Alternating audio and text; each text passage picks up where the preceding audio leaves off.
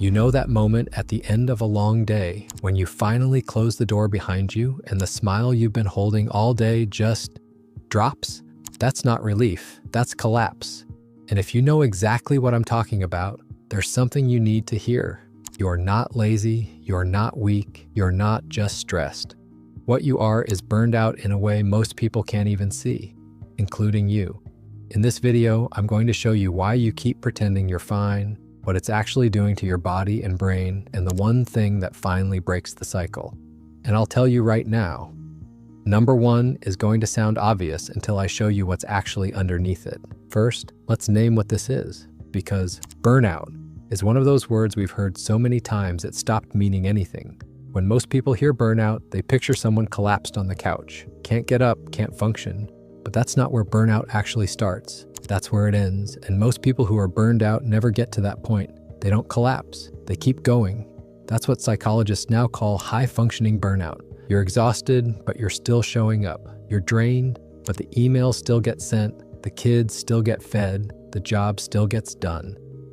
And because everything is still working, nobody sees it.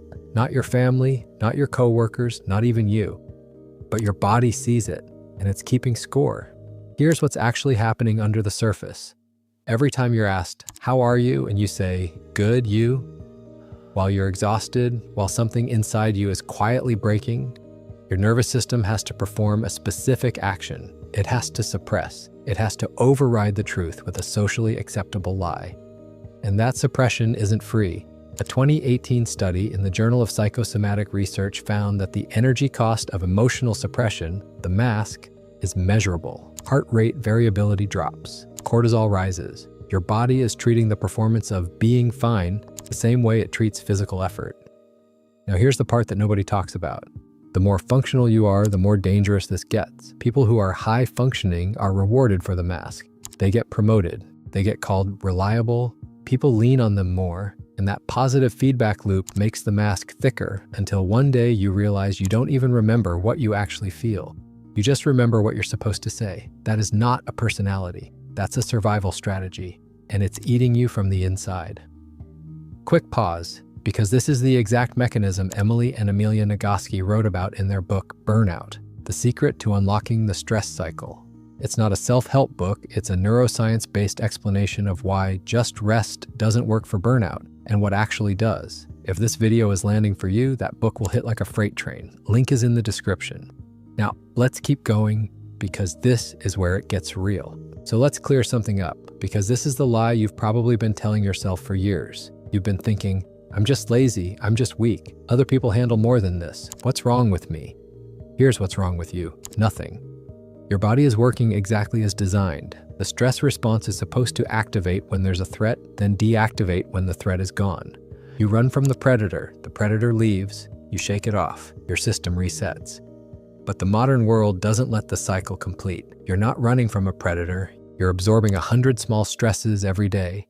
The email you haven't replied to, the conversation you dread having, the bill, the notification, the deadline, the family thing, the traffic, and none of them ever fully resolve. Your nervous system never gets the signal that the threat is over, so the stress chemicals stay elevated. Day after day, year after year. What you're calling laziness is your body slamming on the brakes because the engine is overheating. It's not a character flaw, it's a warning light.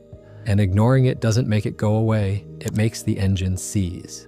Now here's where everything I just told you flips, because if you're here, still watching, still nodding, still recognizing yourself, there's something about you that's the opposite of what you think. You're not burned out because you're weak. You're burned out because you care too much about too many things for too long without enough recovery. You're burned out because you're reliable, because you haven't let anyone down, because you keep showing up even when you're running on fumes. That's not a defect, that's a signal of something worth protecting. And the reason burnout feels so confusing from the inside is because every quality that caused it, conscientiousness, empathy, discipline, responsibility, is a quality the world is constantly telling you to have more of. The system is literally rewarding you for the behavior that's killing you, and then calling you lazy when the body finally says, "Stop, read that again, let it sit." So what actually works?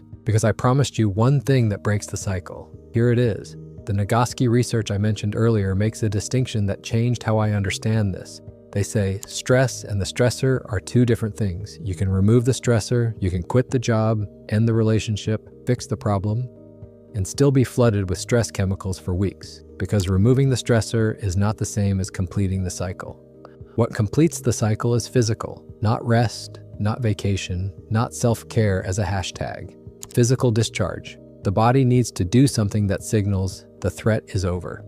For most of human history, that something was running, fighting, crying, laughing with your tribe, collapsing into another person's arms. In modern life, we skip all of that. We remove the stressors, yeah, kind of, and then we scroll. We numb, we add more tasks, and the chemicals never drain. The one thing that breaks the cycle isn't positive thinking. It isn't another productivity system. It's any form of intense physical completion. A 20-minute walk where you actually move, a good long cry, a hard workout, a belly laugh, dancing alone in your room, holding someone you love for longer than is socially comfortable. These aren't self-care. These are physiological completions. They tell your body the threat is over, one of those. Today, not tomorrow. That's where recovery starts. If this video has been hard to watch, if you recognized yourself in too much of it, I want you to hear me on this. The fact that you're still here, still functioning, still showing up for people, still carrying the weight, that is not weakness. That is an extraordinary amount of strength spent in the wrong direction. The goal isn't to stop being strong, it's to stop punishing yourself for needing to come down from it. You don't have to fix everything tonight, you don't have to quit your job or blow up your life. You just have to stop lying about where you are. Close the door, drop the smile, and notice what's underneath it. That's where the recovery starts. If this helped, subscribe. I make videos about the parts of psychology most people don't talk about. And if you want to go deeper on what to actually do from here, I've got another video on screen right now that picks up exactly where this one ends. Take care of yourself, for real this time.